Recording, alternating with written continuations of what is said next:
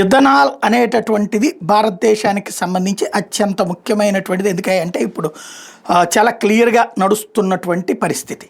అంటే 20% ఇథనాల్తో కలుపుతుంటే ఇప్పుడు ఒక బ్యాచ్ దాని మీద ఒక స్పెక్యులేషన్స్ క్రియేట్ చేసింది. వీళ్ళు ఓ రకమైనటువంటి ఇన్ఫ్లుయెన్సర్స్ అనమాట. వీళ్ళ కాన్సెప్ట్ అంతా కూడా దేశానికి సంబంధించినటువంటి దానికంటే కూడా వాళ్ళ స్వార్థ ప్రయోజనాలతో కూడినటువంటి బృందం దీని మీద ఒక నెగిటివ్ క్యాంపెయిన్ తీసుకొచ్చేటటువంటి ప్రయత్నం చేసుకొచ్చింది.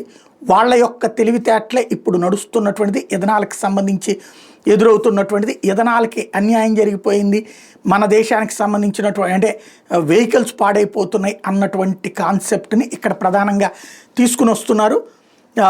దాంట్లో ఇథనాల్తో వాహనాలు పాడైపోతున్నాయి అన్నటువంటి ప్రచారం చేస్తున్నటువంటి వాళ్ళ వెనకాల మాత్రం సంథింగ్ ఏదో కనబడుతుంది అన్నటువంటి విషయం మాత్రం ఇక్కడ గుర్తుపెట్టుకోవాల్సినటువంటి అంశం. రాబోయేటటువంటి రోజుల్లో కూడా ఈ విధమైనటువంటి ఎత్తుగడలు ఇంకా సాగేటటువంటి అవకాశం ఉందన్నటువంటి సంగతిని గుర్తుపెట్టుకోవాల్సిన అంశం.